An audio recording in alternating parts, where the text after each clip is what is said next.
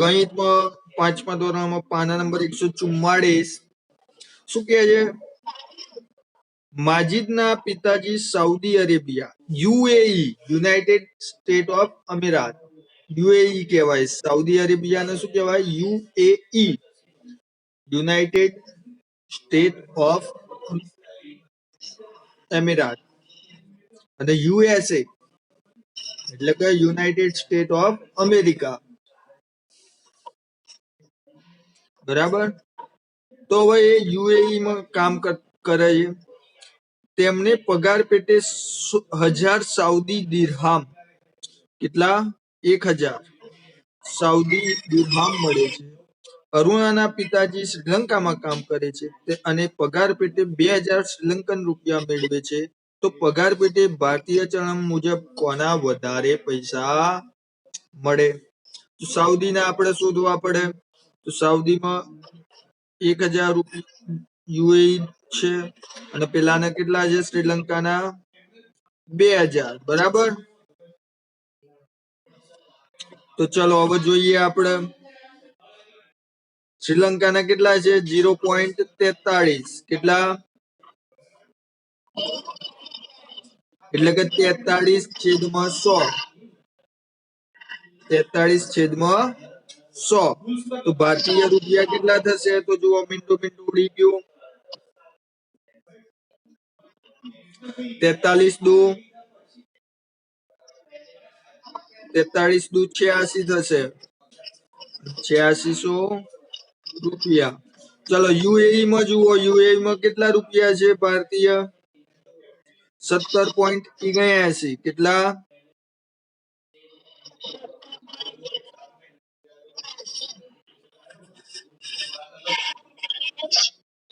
17.79 એટલે 17.79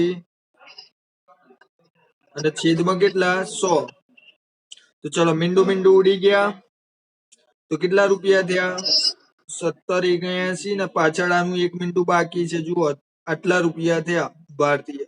તો ચલો કોનું વધારે છે? 17,790 વધારે કહેવાય કે 8,600? તો માજીદના પિતાજીની કેવી કહેવાય?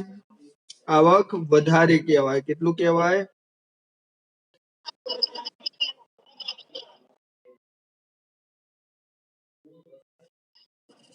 પડી સમજ્યા?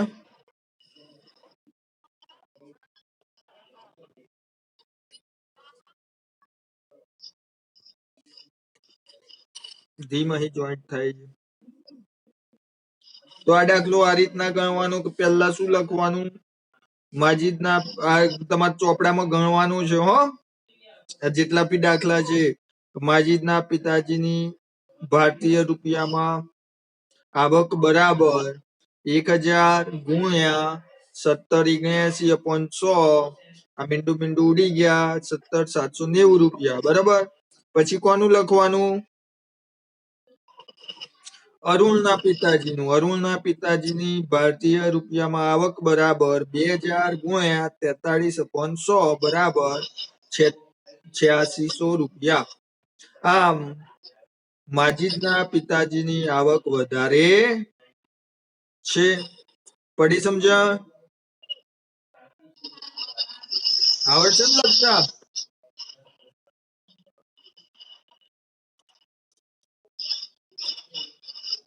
ચલો આગળ જોઈએ. લીનાના કાકી લીના માટે ચીનથી એક ભેટ લાવે છે જેની કિંમત 30 યુઆન છે. તેની ભારતીય ચલણ મુજબ કિંમત શોધો. ભારતીય ચલણ મુજબ કિંમત બરાબર આવું લખવાનું. ભારતીય ચલણ મુજબ કિંમત બરાબર 30 ગુણ્યા 1 યુઆન બરાબર કેટલા રૂપિયા છે? જુઓ, 9.83. 1 યુઆન બરાબર કેટલા રૂપિયા છે? જુઓ, 9.83. હા, 9.83. તો 30 ગુણ્યા 9.83 એટલે કેટલા થશે? 9.83 એટલે 983 અને પોઈન્ટ પછી બે સંખ્યા હતી એટલે છેદમાં 100 લખાય. ચલો આ મીંડું અને આ મીંડું ઉડી ગયા. હવે ગુણાકાર કરીએ તો પાછળથી 983 ગુણ્યા 3 કરો કેટલો થાય છે? 3 તારી 9, 8 તારી 24 નો ચોગડો વધી પડી 2, 9 તારી 27, 28 ને 29. તો 29 49 ભાગ્યા છેદમાં 10 વધ્યા હતા ને? 10 હોય તો કેટલા પોઈન્ટ કાપવાના? હા, તો 1 પોઈન્ટ કાપીશું. તો ચલો 2, 9, 4, 9 લખી નાખ્યા. 1 પોઈન્ટ પાછળથી કાપવાનો એટલે 9 ની આગળ પોઈન્ટ આવશે એટલે અહીંયા. એટલે કેટલા રૂપિયા થશે? 294.9 રૂપિયા. પડી સમજ્યા? ઓકે. તો આ રીતના તમારે નોટમાં ગણવાનું જો પાછું પરીક્ષામાં પૂછાશે આ બધું. તો આ ગણતરી તમે નોટમાં કરેલી હશે તો ફાવશે. આગળ છે આસ્થા થોડાક હોંગકોંગ ડોલર અને વોન ઈચ્છે છે. તો હોંગકોંગ ડોલર જુઓ, હોંગકોંગ ડોલર 8.40 રૂપિયા અને વોન કેટલું છે? 0.06 કોરિયાઈ રકમ છે. બરાબર ઈચ્છે છે. તો પ્રશ્ન આપ્યો તેને 4 રૂપિયાના બદલામાં કેટલા વોન મળશે? તો આપણને ખબર છે કે 1 વોન એટલે કેટલા? 4 વોન માટે શું કરશો? 1 વોન એટલે કેટલા રૂપિયા? 0.06. તો 6/100 બરાબર ને? તો 4 6 24 ને છેદમાં 100 એટલે 2 પોઈન્ટ કાપવાના. તો 24 2 પોઈન્ટ કાપીએ એટલે આ 1 આ 2 તો અહીંયા પોઈન્ટ આવશે તો આગળ કશું નથી એટલે 0.24 રૂપિયા. કેટલા? અરે સોરી 24 વોન.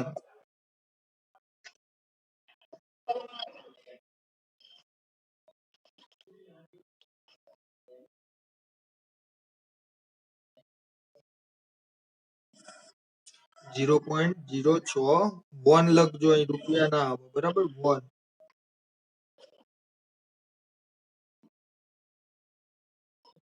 પડી સમજ્યા?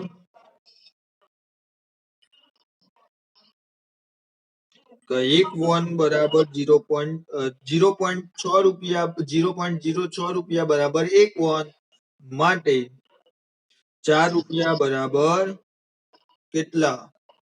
તો આમાં આપડા રૂપિયામાં ફેરવ્યા છે. હેમાં ફેરવ્યા છે? વોનમાં ફેરવવાના છે. આપણે શામાં ફેરવવાના છે? વોનમાં. તો વોનમાં ફરી જોઈ લઈએ કે 1 રૂપિયો બરાબર 0.06 વોન.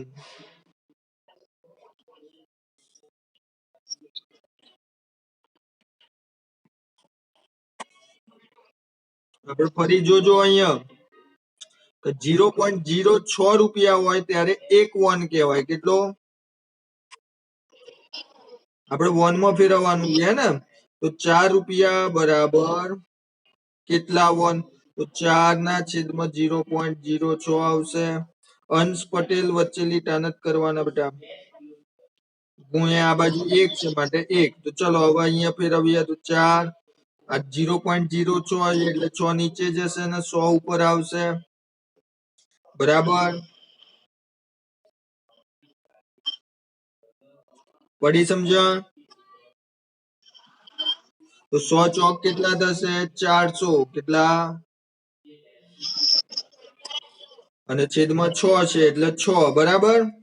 તો હવે જોઈએ આપણે 400 ભાગ્યા 6 કરી જોવાના. તમને ભાગાકાર આવડે છે ને?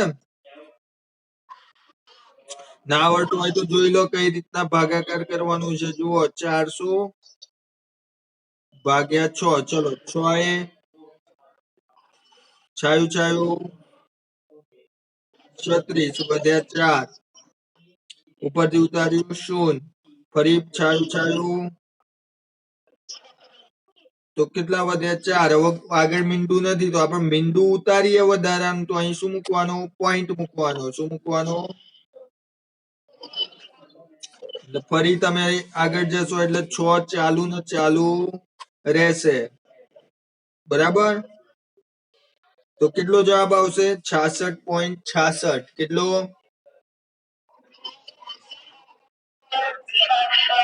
હવે આમાં એક વસ્તુ સમજવાની છે, જુઓ. હવે આપણે 66.66 જવાબ નહીં આવે, જવાબ આવશે 66.67 જવાબ આવશે. કેમ? તો અહીંયા જુઓ, આપણે બે રકમ લખવી પડે. કેટલી? 2 પોઈન્ટ પછી. તો હવે અહીંયા જુઓ તમે, 2 રકમ પછી 6 છે. હવે જો 5 થી વધારે હોય, 5 થી 9 સુધીની હોય, તો આગળ વાળામાં એક વધારવાનું. આપણે આ પેલા આસન્ન મૂલ્યમાં આવશે તમારે આગળ છઠ્ઠામાં. તો 6 છે, તો 6 ના કેટલા કરી દેવાના? 7. એટલે 66.67 વન થશે. કેટલા વન થશે? હા, તો પહેલાનો જવાબ શું આવશે? 66.67 વન. તમે હું ફરી પાછો યુટ્યુબ પર મૂકીશ અને લિંક મોકલીશ, એટલે તમે ફરી જોઈ શકો. હો, બરાબર છે. તો આ વન માં ફેરવવાનું હતું. પેલા આપણે ફેરવીએ રૂપિયામાં હતું, પણ એ રૂપિયામાં 4 વન હોય તો કેટલા રૂપિયા થાય એ ફેરવ્યું હતું આપણે. તો 4 વન હોય તો કેટલા રૂપિયા થાય? 0.24 રૂપિયા. બરાબર. પણ આપણને વન માં ફેરવવાનું કીધું છે. વન માં ફેરવીને તમને બતાવ્યું મેમ. હવે આગળ જોઈએ. એ જ પ્રકારનો દાખલો છે. શું કહે છે કે 508 રૂપિયાના બદલામાં કેટલા હોંગકોંગ ડોલર મળે? તો એક હોંગકોંગ ડોલર બરાબર કેટલા રૂપિયા છે? 8.40 છે. કેટલા છે? તો હવે લખવાનું કે 8.40 રૂપિયા બરાબર એક હોંગકોંગ ડોલર, એટલે એક HK. હોંગકોંગ ડોલર ને HK કીધું છે. બરાબર. તો આપણી જોડે કેટલા રૂપિયા છે? 508 રૂપિયા. 508 રૂપિયા બરાબર કેટલા? તો ચલો, 508 ક્યાં જશે? ઉપર. અને 8.40 ક્યાં આવશે? નીચે. એટલે ગુણ્યા 1. ચલો, હવે અહીંયા જોઈએ તો 508 ના 508. હવે 8.40 ના 840 કરવા હોય તો છેદમાં કેટલા મૂકવા પડે? 100 મૂકવા પડે. 100 મૂકવા પડે ને. એટલે એનો છેદ, એ શું થયું? છેદનો છેદ થયો. શું થયું? છેદનો છેદ. છેદનો છેદ ક્યાં જાય? અંશમાં જાય. એટલે કે 840 અને 100 ક્યાં આવી જશે? ઉપર આવી જશે. ક્યાં આવી જશે? તો ચલો, મીંડું મીંડું ઉડી ગયા. 84 ના ઘડિયામાં 508 આવે. જોજો, 84, 508, 84.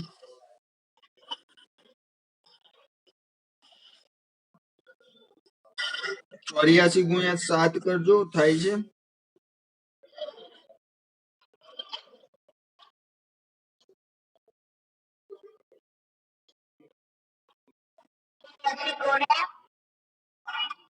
પાંચસો આઠ ભાગે 84, એટલે 84 ગુણ્યા તમે 7 કરો, કેટલો જવાબ આવે?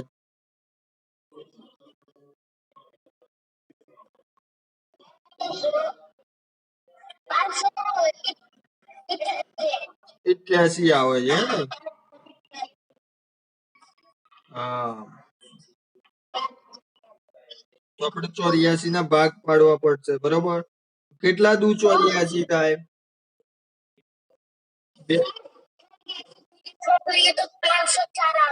હા, પણ આપણે 6 નહીં, આપણે જુઓ 42 દુ 84 થાય. તો 84 ની જગ્યાએ 42 ગુણ્યા 2 લખીએ. ચલો, 2 પંચા 10 ઉડાડી શકીએ. હવે 508 ભાગ્યા 42 કરો, જવાબ કેટલો આવે છે મને કહો. પોઈન્ટમાં જવાબ આવશે 508 ગુણ્યા 5 કરો, અને જે જવાબ આવે એને 42 વડે ભાગો. હું પૂછીને આપું છું. 508 ગુણ્યા 5.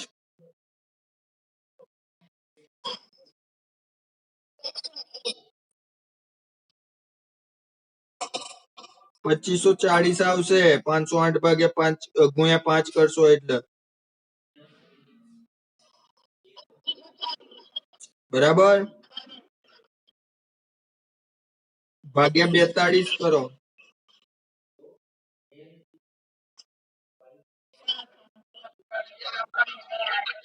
42 એકા 42, 42 દુ 84. ના આવડે તો બાજુમાં ગુણાકાર કરીને કરો.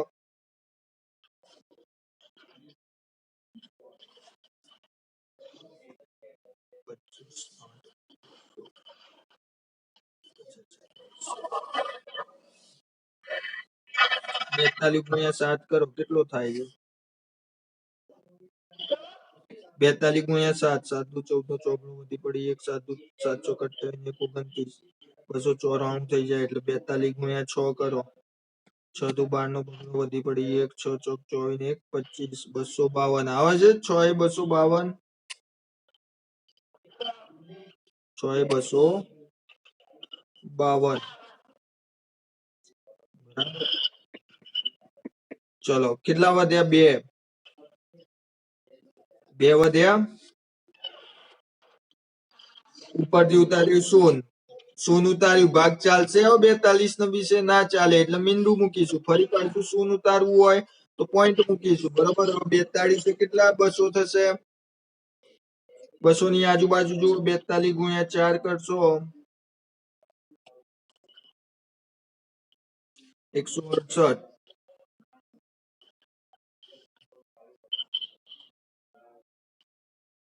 તો 4 એ 168 આવશે. કેટલું આવશે? 4 એ 168.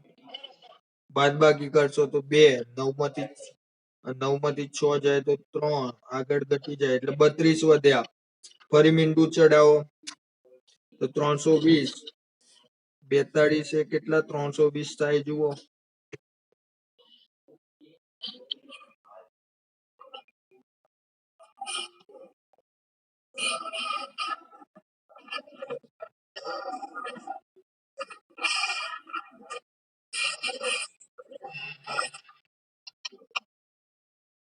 સાતે ચાલશે.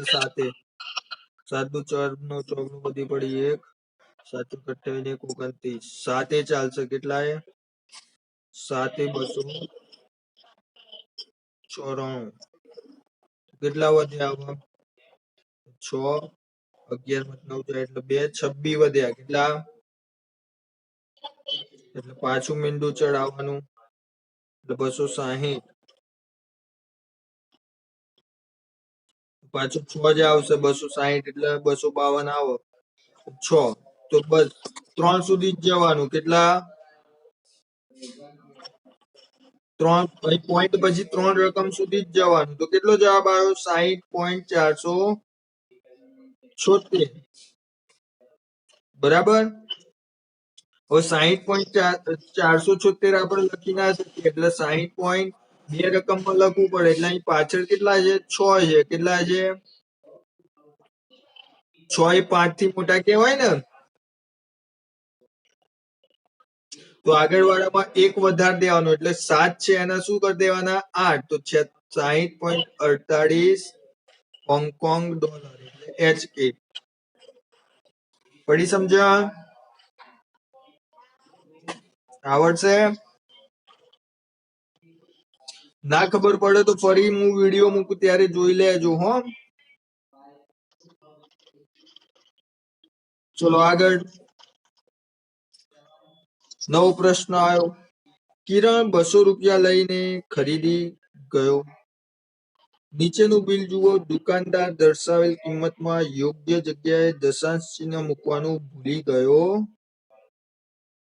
યોગ્ય જગ્યાએ દશાંશ ચિહ્ન મૂકો અને બિલની કુલ રકમ શોધો. સાબુ હોય તો સાબુ આપણને ખબર છે 1250 રૂપિયાનું ના હોય, 12 રૂપિયા ને 50 પૈસાનું હોય. બોમ્બો હે ને? તો 12.50 લખો પહેલામાં, વચ્ચે પોઈન્ટ મૂકી દો. પછી લીલા ચણા. લીલા ચણા કઈ 5025 રૂપિયા કિલો ના હોય. એ કેટલા રૂપિયા હોય? 50 રૂપિયા ને 25 પૈસા. 50.25. એ જ રીતના ચા. તો ચા કઈ 2725 રૂપિયાની ના હોય. 250 ગ્રામ છે. કેટલા? 250 ગ્રામ 27 રૂપિયા ને 25 પૈસાની હોય.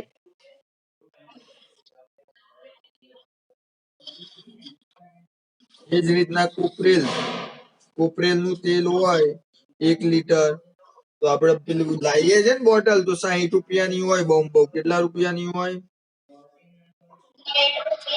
60 રૂપિયા. એટલે પોઈન્ટ ની નીચે પોઈન્ટ ને 0 0. તો ચલો બિલ કેટલું બને જોઈએ? 5 ને 5 10 નું શૂન્ય, વધી પડી 1. 5 ને 5 10 નું શૂન્ય, વધી પડી 1. ચલો 7 ને 2 9 ને 1 10 નું શૂન્ય, વધી પડી 1. 5 ને 1 6 ને 1 7, 7 ને 2 9, 9 ને 6 150 રૂપિયા. કેટલું બિલ બન્યું? 0 0 છે એટલે 150 રૂપિયા કહેવાય. 0 0 આવે એટલે કેટલું કહેવાય? 150 રૂપિયા. તો આ રીતનું આવડશે. તો આજે આટલું રાખીએ છીએ. નેક્સ્ટ લેક્ચરમાં આપણે કયું શહેર ઠંડુ છે એ જોઈશું. બરાબર છે. અને પછી પાઠ પૂર્ણ કરીશું. હોમવર્કમાં તમારા આ જે પ્રશ્નો હતા એ તમારે હોમવર્કમાં કરવાના છે, નોટબુકમાં.